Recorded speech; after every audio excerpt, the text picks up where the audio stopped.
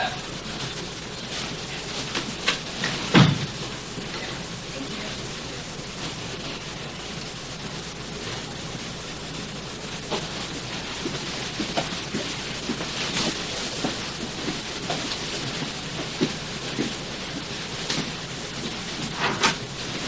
I wanted to start early so we could get a decent spot.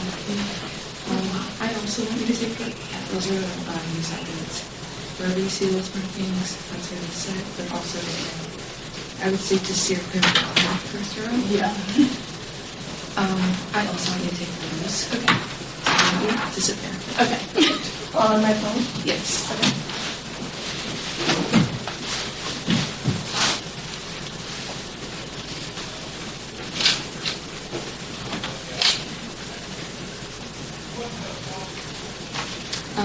One thing that I do really mindful of is everybody speak for? Okay. And I was like, what was this conference? CDC, we just did different elections, and they have the executive secretary, correct? Yeah, we just wrote the Yes, I just wrote that. So yeah, that press release is time to happen with this press release. You just need the photos from it first. So you just see me up and walking outside. I just want you to see me outside some photos. I don't want you to move any further back because you're going to work with your iPhone. And I want you to move actually these cameras right here. Like I'm probably not going to stay here because like once it starts rolling, I'm going to film off the ground. Yeah. I'll probably just stand in the corner. Yeah, like don't stand up. Yeah. But just, I want to really get the up close pictures. Pretty much it. The boss sat up. She's at another e-board meeting, I think, or a steering meeting, something.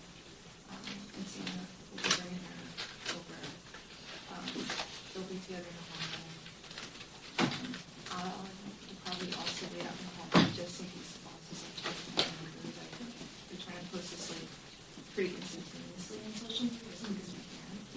So if I catch a good moment on my phone, I can be up there. Yeah. Yeah. It's like, I don't know how long this is going to be. It shouldn't be very long. Okay.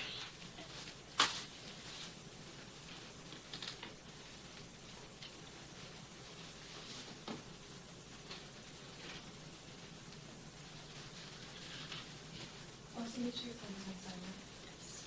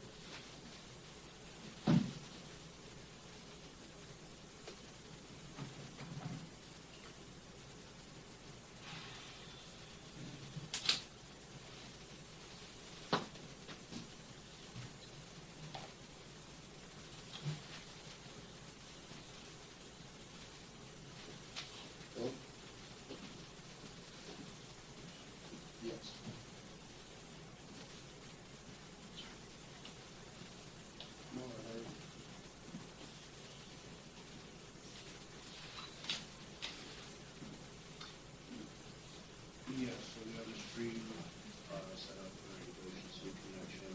We're going to be able to do that. YouTube page.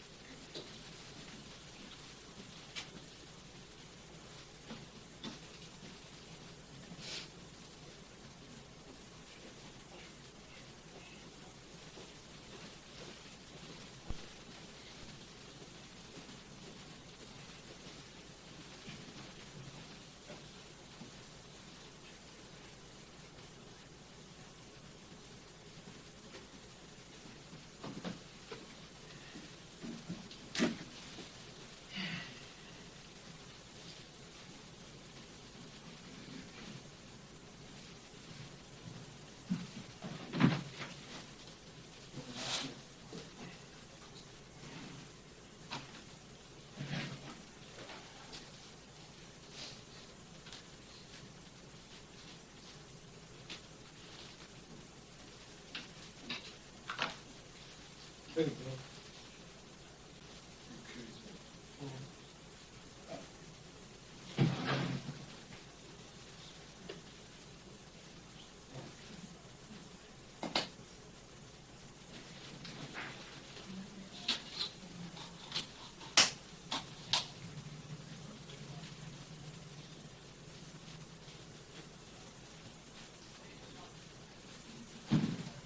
Right, we had the other two, but we didn't have that one.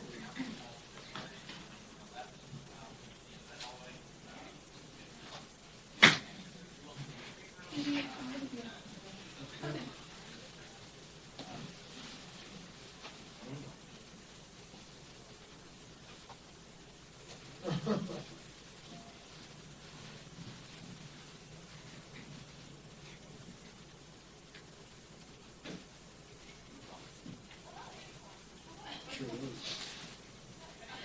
Do it, man. 30? Four?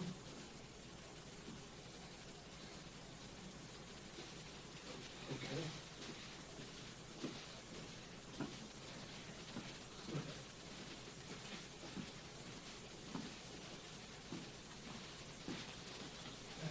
We got one second here, I guess. Right, right.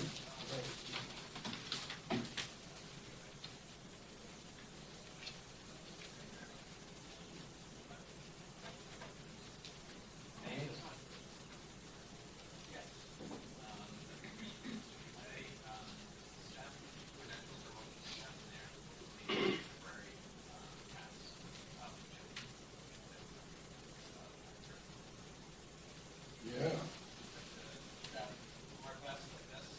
What did you?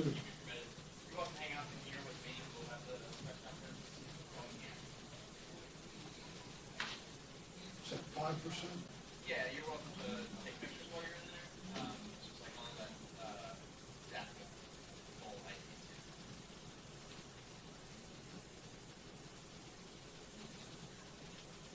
You're welcome to hang out. That's the good.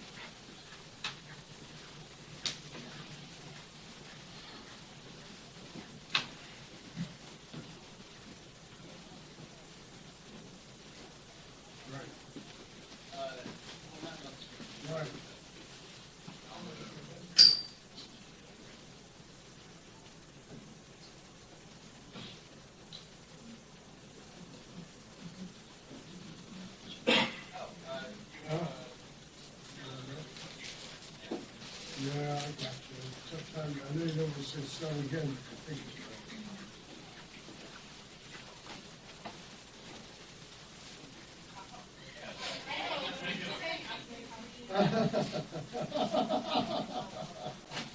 That's really cool.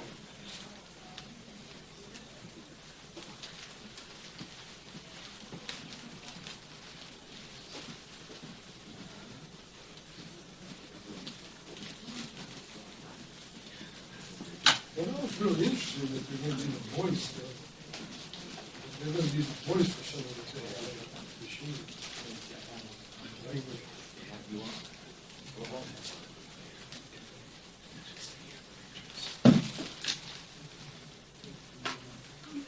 For someone to go into the program and check real quick.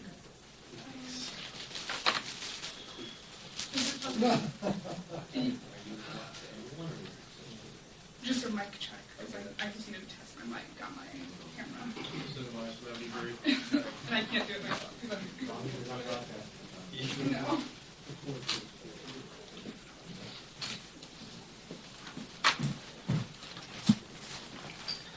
Mic check, 1, 2, 3, 1, 2, 3. I had oatmeal with bananas for breakfast. After that, I had some soup for lunch. Whenever I finish work here, I'm going to go live in the old folks home, since that's clearly what my diet says I belong. How are you guys doing? I see you guys adjusting your iris, adjusting headphones. The lights are bright. I don't know what the temperature is, but they're bright. And, yeah, looks good. You guys good? Yeah, thank you. Cool. Thanks.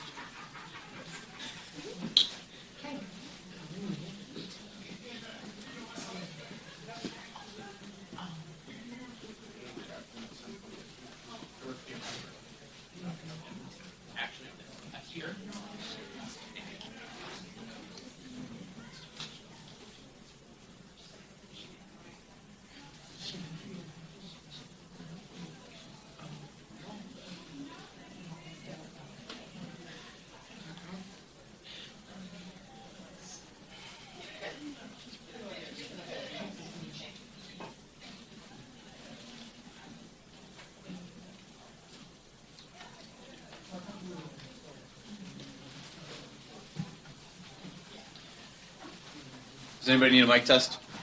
Everybody all good? No, we just got one. Thank Just you. got one? Perfect.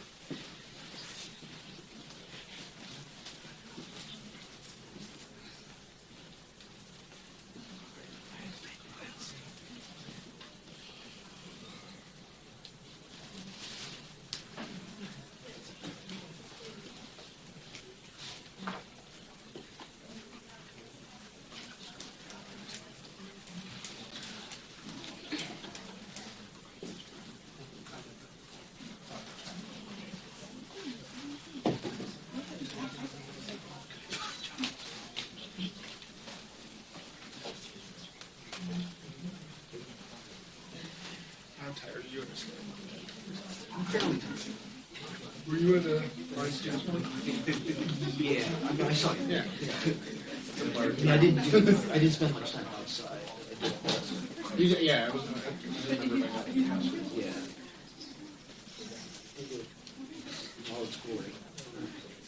Ladies, That was awful. you see me there. Honestly, it wasn't even the back. It wasn't that was bad. It was the backlight. Yeah. So they were talking about it afterwards, and they asked if they should backlight the flag. They have just seen floor lights. Go up. Because it's awful. It's definitely not. I mean, I'll protect It was far from, it was far from. Yeah, exactly. Like,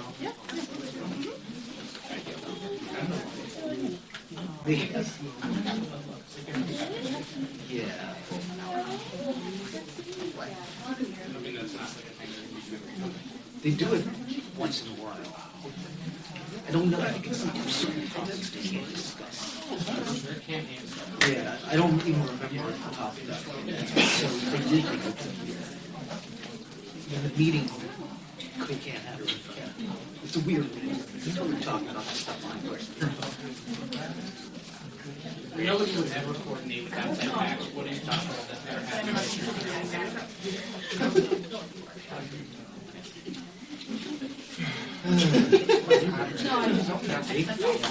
I've been around. Was that? I did have a brief. I just did one segment.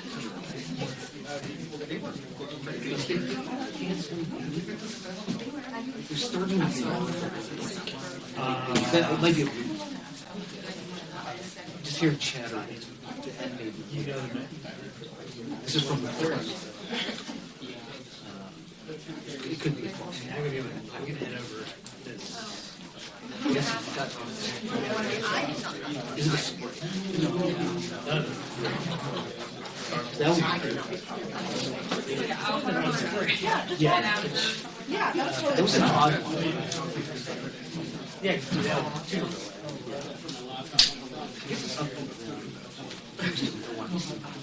yeah, but it has sort of stopped. You're just on things. Stop. All of them. I got a few. I got them yesterday. Considering I think that maybe about it. You'll still need a bunch of things. yeah, I got plenty of stories. I don't know if I have enough of You guys doing the scrum earlier? The last one we actually talked. Yeah. Is that what you've been doing, guys? Yeah. That was Right nice. now, it's mad. I got a pressure already. One of With the TV lights. yes. That's I think a bunch of that we just got left here. Yeah, it's like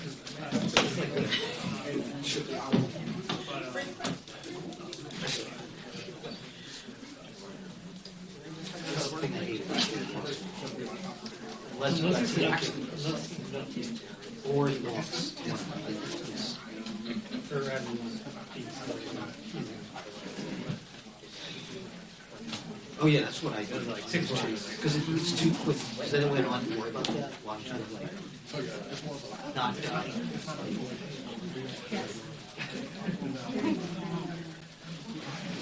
Yeah, I did a long like yeah, every time you round it. I got them once.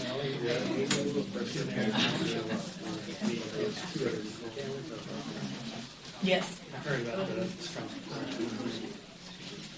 It was one, I think the trouble was we stopped the TV conversations. Yeah. Because yesterday there was one which happened to be one. And it was, you know, you got the big Yeah. backpedaling, stealing, Yeah, I heard of there's a lot of potential for things to go wrong.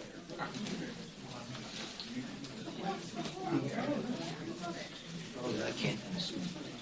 I'm already tired of falling. I haven't even done it.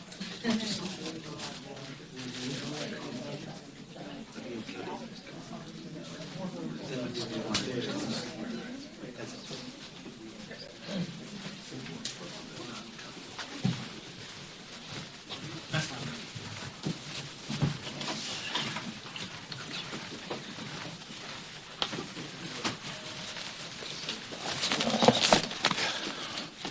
Good afternoon.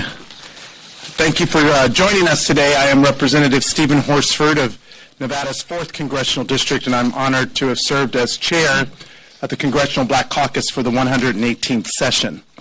I'd like to take a moment to thank my colleagues of the Congressional Black Caucus for the immense trust that they have placed in me over the past 2 years. It has been the honor of a lifetime to serve as chairman of this historic caucus. Over the past 23 months, the Congressional Black Caucus has made extraordinary strides during truly extraordinary times on behalf of the communities that we are honored to serve each and every day. We have worked to advance solutions to create safer communities and to hold police officers who violate the public trust accountable. In light of the conservative Supreme Court's decision to undo decades of precedent in race-conscious college admissions, we convened the first of its kind national summit on democracy and race and launched our Democracy for the People Summer of Action across the country. As right-wing forces threatened the tools of economic opportunity, we worked to push back against the attacks on diversity, equity, and inclusion, while working in an unprecedented way to engage corporate America and to hold Fortune 500 companies accountable to the commitments that they made to racial equity and justice. We have fought to protect our democracy and access to the ballot from far-right extremism. And I am proud to say that our caucus put forward an economic prosperity agenda aimed at closing America's racial wealth gap and providing greater economic opportunity through increased homeownership, supporting more entrepreneurs to start and grow their business, and to focus on raising the wages of Black Americans, as we have done for all Americans. The Congressional Black Caucus ends the 118th Congress with a historic 60 members, representing 120 million Americans, more than 20 million Black Americans, and nearly a third of the U.S. population. We have members from every region of the country. We have the youngest member and the dean of our caucus. Because of the hard work of Leader Hakeem Jeffries, House leadership, our frontline and non-frontline members, and with the trust of the American people, we will enter the 119th Congress with a record 62 members. Despite the outcome of the election, our work will continue, and the Congressional Black Caucus, which is the conscience of the Congress, will forge ahead. As we head into the 119th Congress and a new Trump administration, with our largest membership in history, our objectives remain clear. We will stand firmly against any effort to roll back our rights or to strip away our fundamental freedoms. We will stand against efforts to turn Americans against one another or efforts to take away a woman's right to make her own health care choices. And where there is common ground, as House Democrats, we will work to find bipartisan solutions when possible. This week, as we commemorated what would have been the 100th birthday of one of our founding members, Congresswoman Shirley Chisholm, I was reminded of the immense contribution that Black women have always had on our caucus, and in fact, this House. I'm also proud to say that from one Black woman in 1971 to today, more than half of the Congressional Black Caucus is comprised of Black women. I can think of no better person in this time to lead this historic membership than another gentle lady from the state of New York. Our next leader is a colleague and a friend of immense capabilities that is perfectly positioned to take on the challenges that confront the American people in the years to come. I could not be prouder to pass the baton to my friend, Congresswoman Yvette Clarke. It is with my full confidence that Chair-elect Yvette Clarke and the entire Executive Board will lead us through this next chapter and towards better days for all of the constituents that we represent. Congratulations to Chair-elect Yvette Clarke and to the new Executive Board of the Congressional Black Caucus. Thank you very much, Mr. Chairman. Greetings and good afternoon, everyone. It's great to see you all on this very historic and momentous occasion. I'm Congresswoman Yvette Clarke, and I proudly represent New York's 9th District in the United States Congress. I'm also honored to share this moment with you and announce that my colleagues have just recently elected me by acclamation to take the reins of the prestigious caucus as its chair in the 119th session of Congress.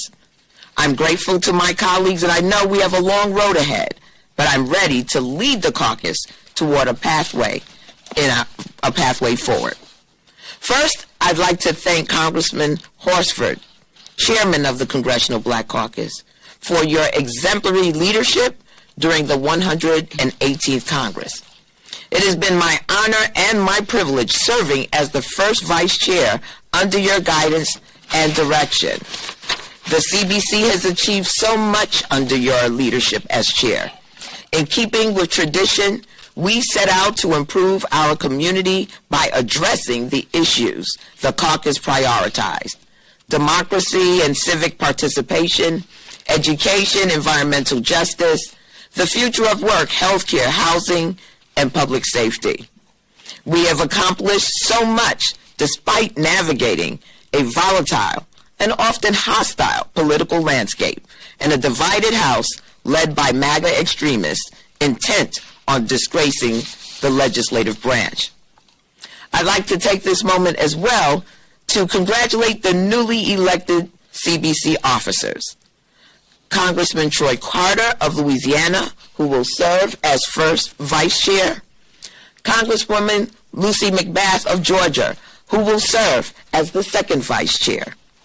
Congresswoman Marilyn Strickland of Washington State, who will serve as secretary. And Congresswoman Sidney Kamlaga-Dove, who will serve as our whip of California. I look forward to being sworn alongside you in January and working with each of you as we continue to shape our leadership roles in the 119th Congress. So let's go. As I stand before you today, I can't tell you how much this is truly a full circle moment for me. I cannot continue without acknowledging our CBC co-founder, the Honorable Shirley Chisholm. I've had the honor and privilege of standing before you today as we've recently observed what would have been her 100th birthday. The iconic Congresswoman Chisholm was my congresswoman and a predecessor. She was an audacious force amongst her peers and set the foundation for what this great caucus represents today. In 1971, 13 titans of American history united to create a transformative force of black political power unlike any that came before it. And since its founding, the Congressional Black Caucus has maintained its mission to advocate and implement policy for preserving and advancing the black community. We have come a long way. Today, I am proud to boast that the Congressional Black Caucus will enter the 119th session of Congress with a historic 62 members, marking the largest number of black federal lawmakers in United States history, and the historical win of 2 black women serving in the United States Senate together. I want to also highlight that 20 of my fellow CBC members represent areas without minority districts, elevating our position in Congress to combat blatant racism and policies intentionally overlooking more diverse and minority communities. As Speaker Emeritus Pelosi would say, proving that our diversity is our strength and our unity is our power. The next 2 years will stand among the most trying in our caucus's history, and we must be the resistance against extremism and continue to be the conscience of the Congress. The CBC will have to fight back against a second Trump administration hell-bent on rolling back decades of progress in civil rights, healthcare access, economic equity, education, women's rights, and so much more with the implementation of Project 2025. Project 2025 is a policy to dismantle protections for marginalized and underserved communities while consolidating power amongst white conservatives and, above all, within Donald Trump. It would eliminate the Department of Justice's Civil Rights Division, grant police broad immunity in unarmed citizens' cases, and reverse diversity and inclusion initiatives across federal agencies. We will face the horrors of a sociopathic mass deportation scheme and the dangers of unhindered and unapologetic discrimination, bigotry, and hatred. This body must be equipped and prepared to face this challenge head-on, proactively, and with the tools and resources to combat extremist ideologies. This plan, Project 2025, I have proactively embraced my role and presented each member of the Congressional Black Caucus with an overview of the 900-page right-wing manifesto that would set America back into a dystopian future, eroding our civil rights and civil liberties. In this pivotal moment, know that America cannot survive on passive indignation alone. Our communities cannot survive on hope and the promise of better days ahead. Reaching a just tomorrow demands righteous action today.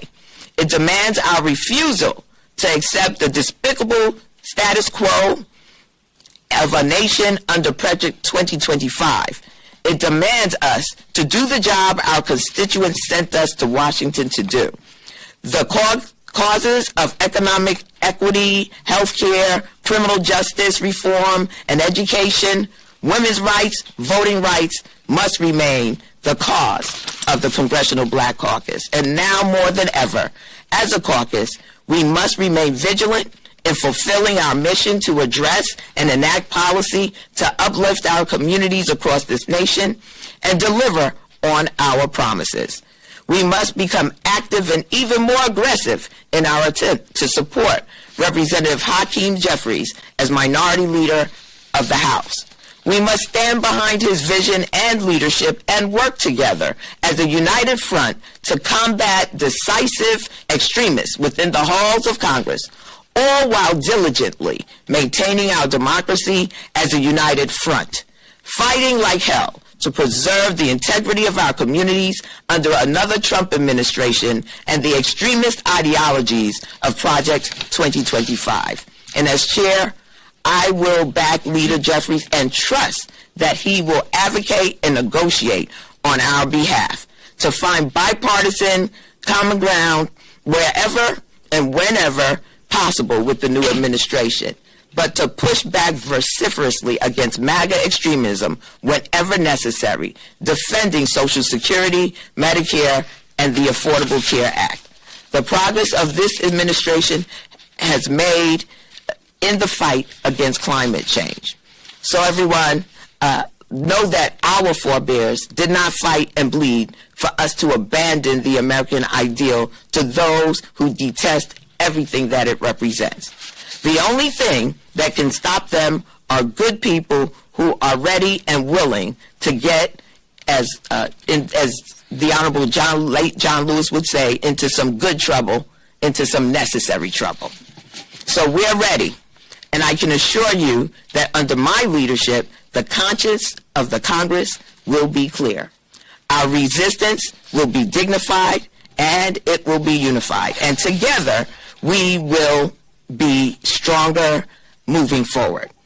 As a community, we've endured so much, but there's a greater reward for enduring for the night. But we know that joy comes in the morning. Again, I am honored to stand before you as your newly elected chair, and I'm looking forward to serving the caucus on our constituents and continue representing the residents of District 9 in Brooklyn, in the greatest city in the nation. I will now turn it over to my dear friend, our newly elected first vice chairman, Troy Carter from the great state of Louisiana. Thank you.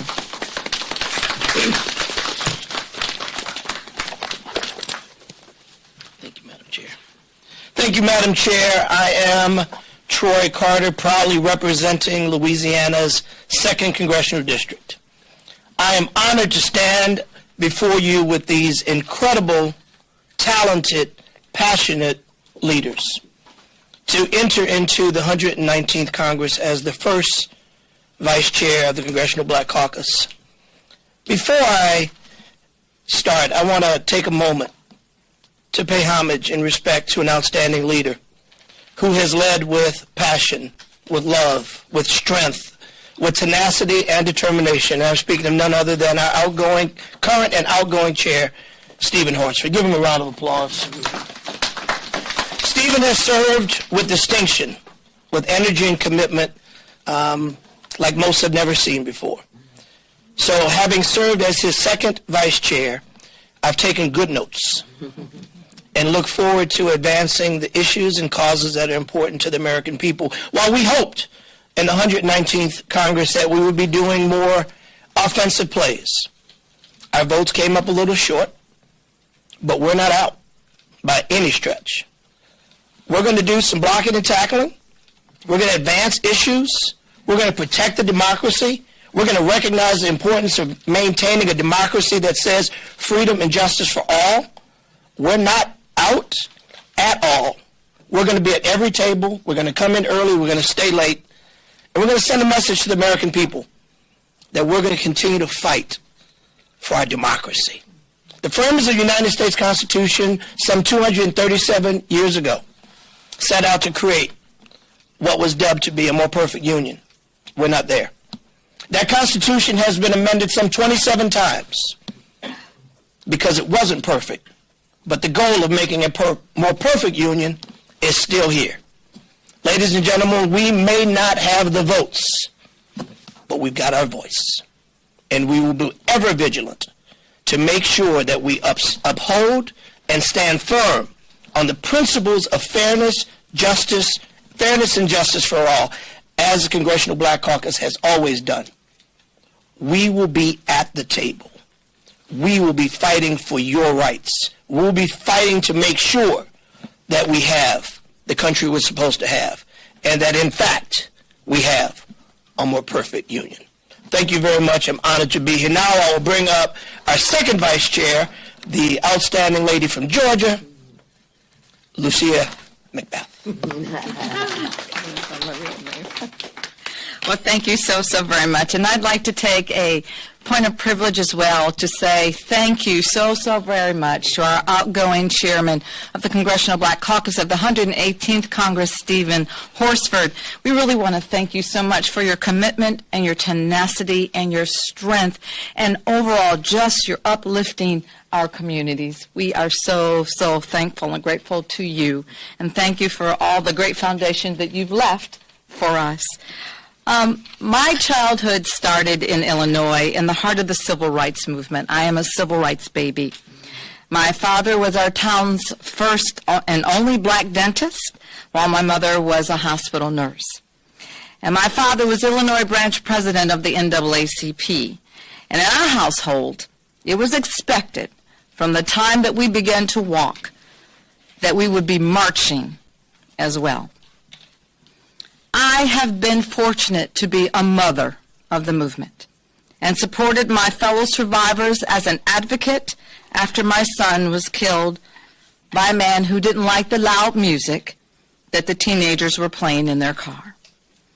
I came to Congress, and I have served Georgia for 6 years now, after they said that a black woman couldn't win by telling her story and fighting for gun safety in Ruby Red, Georgia. The Congressional Black Caucus has been at the center of the historic progress to protect our communities.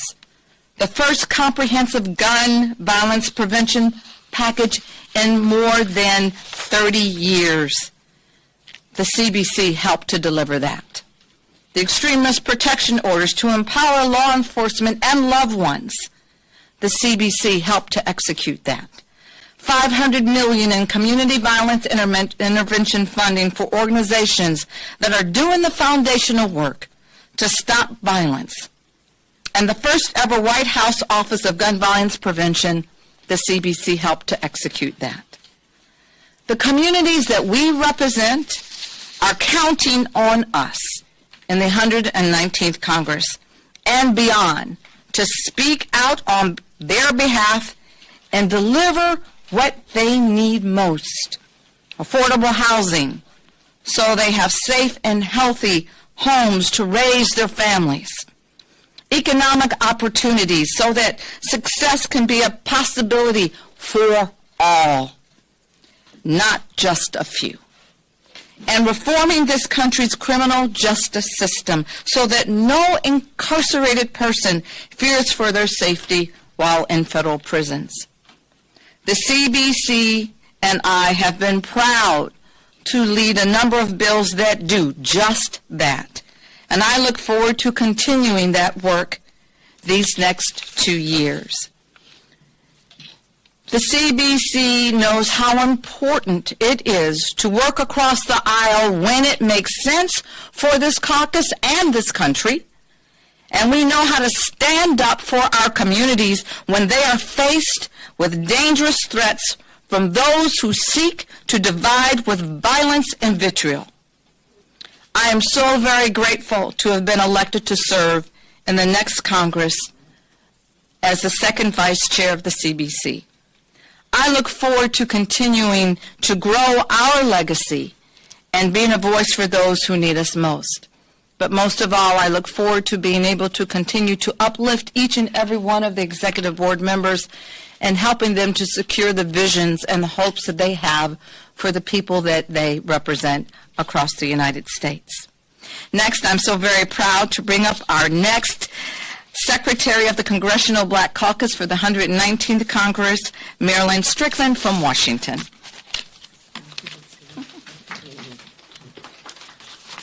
Thank you very much. It is my honor to stand before you today as the newly elected Secretary of the Congressional Black Caucus. As you heard earlier, we are 62 strong, and here's what that means. We are the largest affinity caucus in the U.S. House of Representatives. And although we did not win the House majority, the Republicans have a very narrow majority. And here's what that means. We have a lot more power than people think we do. In order to pass legislation, it has been required for the Republicans to reach across the aisle and get Democrats. That means we have power. It means we have leverage and we have opportunities. So we will fight against Project 2025 and everything happening to take away our rights and take away everything that we have fought for.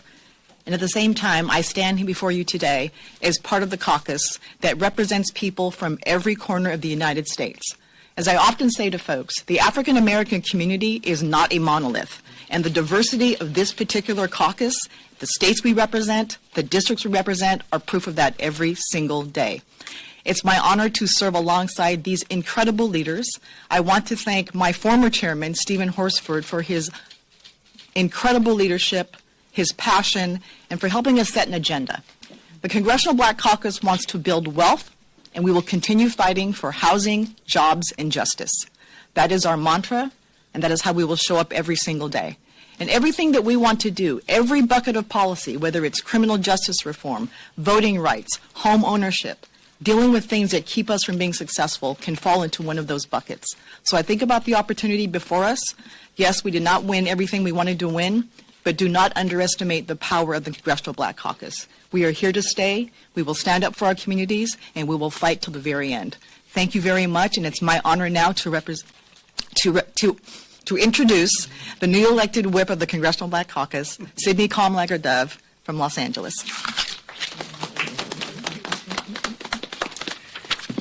Hello and good afternoon, everyone. I, too, want to congratulate our outgoing chair, Congressman Stephen Horsford from Nevada. He has shown us what leadership and mentorship looks like. He has been an amazing leader of the Congress and the caucus this last term. And I also want to congratulate him on Founders Day, since he is an alpha. This is how you know it's a black press conference. I am standing here today as the newly elected whip for the Congressional Black Caucus. And while I do represent La La Land, I am going to keep it real. We are facing unprecedented challenges with a technical majority in the House with Republicans and the new administration coming in Donald Trump. And we are not going to BS you. We are at a critical moment, and these next 2 years are going to be very painful and very messy. But in the words of my constituent Tiffany Haddish, we ready. Every single one of us came here and ran to be part of this leadership board because we believe in legislating with a purpose, and we believe in fighting for black communities. And we know that when you help black people, you help everyone. So we are going to continue to fight against racism and bigotry, and we are going to continue to fight for economic prosperity. Yes, for black people, but once again, if you are helping black people, you are helping everyone else. We are also going to continue to be honest. We are going to engage with black people. We are going to share with black people the truth about what is happening here, and we are going to work with our constituencies to help design and defend policies that make sense, and defy others here in Congress to oppose us. 62 members strong means great power, great negotiating power, great leverage. And it also means that we have the opportunity and the authority to go into communities across this country and talk about the importance of our communities, of our safety, of our prosperity.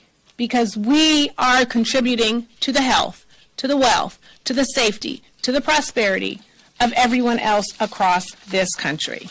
So we are not going to miss a step. We are not going to miss out on the negotiating tables. And we are not going to miss out on standing up and speaking for black people. Thank you, and I'm going to turn it back to our chair-elect, Yvette Clarke.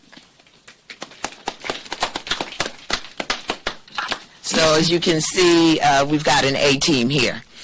We will be sworn in the month of January, and as you have all heard from our executive board, many of whom serve currently under our chairman, we are indebted to him and grateful for all of his time, sacrifice to really be out front on behalf of Black America, and just say thank you for your leadership once again, Mr. Chairman. And now this is the point where we open up for any questions you may have. And who is the person who's going to pick all the people? Oh, that's my job? Okay. Congratulations. Yes. There's a lot of discussion right now among House Democrats as it pertains to the top Democrats on the committees in the 119th Congress. I know that the Congressional Black Caucus has always prioritized seniority to make sure that there's racial balance across the different committees at the top echelon. Is that something that the CBC will continue to prioritize in the 119th Congress as the steering committee gets ready to constitute the committees? Absolutely. And let me, absolutely, please join us. So today when the caucus met, we talked about the role of leadership and the duty that you have. And part of our duty is to cultivate leaders. So as we think about these committee assignments and the long game, we have to think about where people are being placed and having a very specific plan so that members of the Congressional Black Caucus themselves are in positions of leadership and there's succession planning happening. That's both at the committee level, but also within the Democratic caucus. And if I might just add that real briefly, while we have and will continue to defend the seniority, we're also going to make sure that we have the absolute best person serving. Seniority is a major part of the program, but being able to be the very best person that we have to offer in any of these given seats will be a very close second, or dual, actually. Seniority without competency or without ability is a challenge. So we will make sure that we will give deference to seniority, but we want the very best person to serve. So sometimes it may not necessarily be in that order, but what will always be in order is the very best person that we have to offer to advance to serve in these chairmanships. Madam Chair. Yes. Congratulations. Thank you. So before the election, Representative Clay Higgins went on a racist tirade on Twitter, and Representative Horsford had plans to introduce a resolution to censure Representative Clay Higgins. And what I'm curious about is in the 119th Congress, with Republicans being in control of the House, what is the CBC going to be doing in terms of keeping members accountable for using racist language, but also just instances of racism that happen in the Capitol? Well, I think we definitely have to cross those bridges as we get to them, but we're not going to tolerate it. We're not going to tolerate it. We've never tolerated it, and that won't be the case going forward. Will censure resolutions be part of that? Whatever we have in our arsenal, of course, censure resolutions, and we have to call it out. It has to become a part of the public record, and we have to appeal to our leadership as well as the leadership on the other side of the aisle. But at the end of the day, no one gets a pass on racism. And in that particular case, I'll just add that member did ultimately remove the racist post while the damage was done. It was necessary to hold him accountable in the manner that we did as the Congressional Black Caucus in bringing attention to the racist rhetoric targeting one group of people. But I think that the larger issue is we have to ensure that isn't the standard that's allowed, whether it's from the White House or for anyone here in this House or anywhere else in America. We have groups of people being pitted against other people, and that goes against the values as Americans, and it goes against the opportunities that we hold dear. And so that is something that the Congressional Black Caucus will continue to stand up against. Yes, I'm going to make my way around. As a native New Yorker, how do you view the caucus's role in forwarding the president-elect's plans, thinking about mass deportations, cuts to federal funding that will impact the citizens of cities like New York, of New York City and cities like it? What will you prioritize? Well, I mean, we've already begun circulating letters concerning mass deportations and whatever this administration can do in its waning days to undergird their temporary protected status, deferred departure policies. We understand that particularly across this nation, you have blended families. Someone in that family may be a citizen, the other person may be a resident, the other person may be in between status, without status. The breaking up of families on its face is anti-American. We've seen this administration, however, not turn its back away from separating families. And so we have to get out front and center to say that we won't tolerate it and to build common cause across this nation. Because indeed, I think that this nation is in for a rude awakening should this mass deportation plan go into effect. Not only does it affect our humanity, it affects just about everything that impacts our way of life. And we will see that in short order should this mass deportation plan go into effect. Yes. Yes. I'm sorry, would you tell me your name? Okay. I was wondering if the CBC has a position on Biden's pardon of his son Hunter, and in light of that pardon, is the caucus as a whole calling for more pardons, specifically pardons of Americans from groups that have been disproportionately impacted by the criminal justice system? We have one chairman at a time, so I'm going to let our chairman, Chairman Horsford, begin that, right, who's working on this. Come this way, Mr. Chairman. Well, I'll just say two things. Number one, we support the leader's statement that has been released calling on President Biden to use his full authority to pardon Americans who rightfully deserve a second chance. The Congressional Black Caucus has worked on legislation from the First Step Act to the executive orders dealing with federal offenses dealing with marijuana. These are areas that we believe should be high priority for the president to consider, as other individuals also have gone through the process for consideration for pardon. So we support Leader Jeffries and the statement that he released on this just yesterday. Secondly, the Congressional Black Caucus, working with groups including the NAACP and others, have called for clemency and the use of clemency by the Biden administration, particularly based on the disparate incarceration rate of African Americans based on past laws. And so those two areas are things that we are working on and will continue to work on with this administration until their last day in office. Thank you. I'm Mary Sheehy from Bloomberg Government. I was curious to kind of piggyback off of Michael's question, whether the caucus is planning to make an endorsement in the agriculture ranking member race, where a member of your caucus, David Scott, is running against two challengers.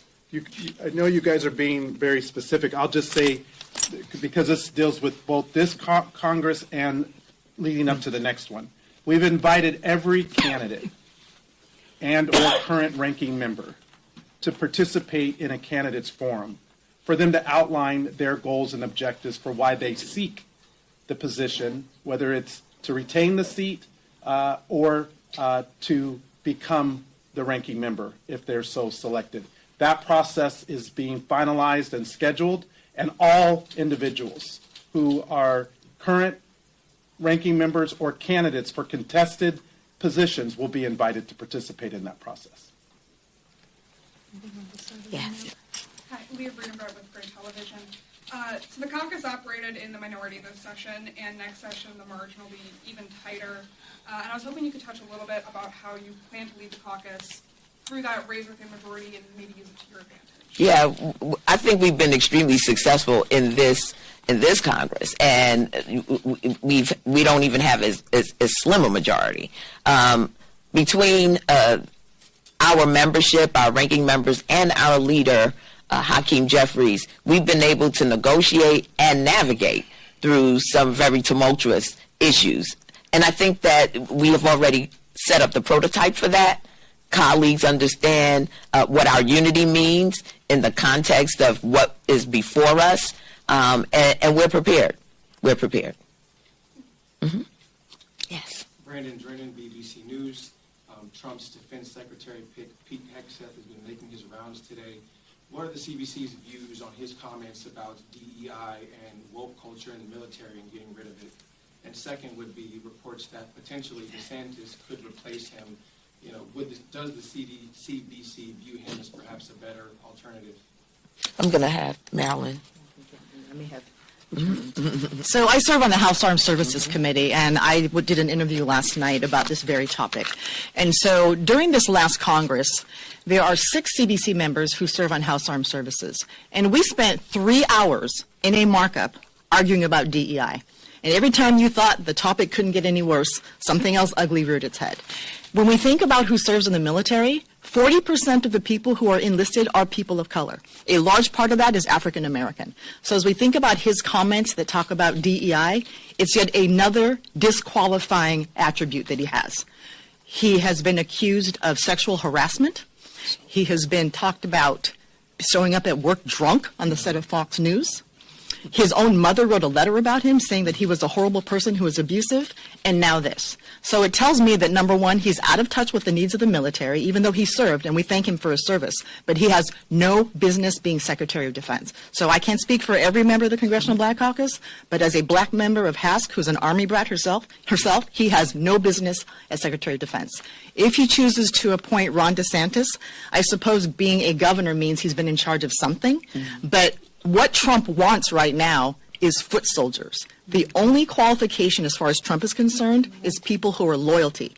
I'll even use the word fealty, because that means blind loyalty regardless of what happens. So would DeSantis be an upgrade? Perhaps, because the bar's so low, but we need someone in charge of the Secretary of Defense like Lloyd Austin, who is a 4-star general, who's serious about national defense, who's serious about global defense, who is competent and able to do the job, and respect the fact that our military is diverse in every sense of the word. Very well. Behind you, and then up. Okay. Be you. Be Hey, Nick. No. Oh, she was. Oh, okay. Thank you. Yeah. Lauren Clarke, Black Press USA. You probably remember that when Trump was in office the first time, the CBC met with him that first year, and then as years went on, there were no meetings with the president. I wondered if you gave any thought, Congresswoman Clarke, about whether or not you're going to meet with President Trump, or is this going to just be, sort of an adversarial stance where you just don't meet with them, or have you thought about that at all? Can you comment on that? Of course we have to give thought to it, but I think that once the cabinet is set up, it will send a strong signal as to whether we're dealing with someone who we can have candid conversations with, or whether it's going to be purely adversarial. Just to be honest. Did you want to Yeah, just to add to that, to be clear, this Black Caucus will be anywhere democracy is challenged. Anywhere where democracy or the rights of individuals are being challenged, we will be there. If that means being in the Oval Office, we'll be there if invited. If it means being with the Cabinet Secretary, we'll be there. But if the underlying message is we will be ever present, ever vigilant, and we will do everything in our power to bolster this fragile democracy, to make it the strong democracy that it should be, and anyone who interferes with that will be at odds with us. Yes. The news just broke that Jerry Nadler is dropping out of the judiciary race and is endorsing Jamie Raskin. Breaking news. Breaking news. How worried is the Black Caucus about the erosion of the seniority system for committee heads? Is that a concern? It's not. I would just like to say it's two separate issues. I don't. You're announcing breaking news. Obviously, there have been other standing committees and ranking member announcements. What I want to say is this. Leader Jeffries and our entire House Democratic leadership team have been very deliberate about making sure that we stay united as House Democrats. And what we're not going to do is allow process, tradition, or practice get in the way of the unity on behalf of the American people. The seniority has always been a part of, as Vice Chairman Carter indicated, but not the only criteria. And because of the large number of members who historically were not given those opportunities, the CBC has advocated for that representation. Because of it, we have 5 members who have been full chairs or ranking members, more than 20 CBC members who are chairs or ranking members of subcommittees, and we have influence across every committee of jurisdiction. That will not change. That will not change. And whoever ultimately becomes a ranking member or chair when we're in the majority, they have to understand that there are issues that the Congressional Black Caucus expects will be a priority within that committee. That the representation on every committee should include members from throughout the Congressional Black Caucus, because we have the expertise, we have the lived experience, we have the education and the knowledge to work in every aspect of this government, from the House to the Senate now to the White House. And that is where I think we will ultimately land, seniority being one of many criteria that we use. I would like to recognize, along with our chair-elect, our outstanding staff of the Congressional Black Caucus. None of what we are able to do as members is possible without a professional staff that works every single day in our individual offices and within the Congressional Black Caucus. And so Vince Evans as our executive director, Morgan as our Policy Director, Freedom as our Communications Director, and Asia as our Operations Director, and interns and fellows who help. None of the work would be possible without their efforts. And so I want to publicly thank them for everything that they do on behalf of the Congressional Black Caucus. And congratulations, Madam Chair. Thank you. Mr. Chairman. The gavel is being polished. I'm getting inscribed your name, and it'll be ready for you on January the 3rd. Thank you so much, Mr. Chairman. All right. Thank you, ma'am. Thank you. Yeah. About the chairs, right? And, you know, Yeah, I wanted us to have a conversation because I think we're all on similar wavelength.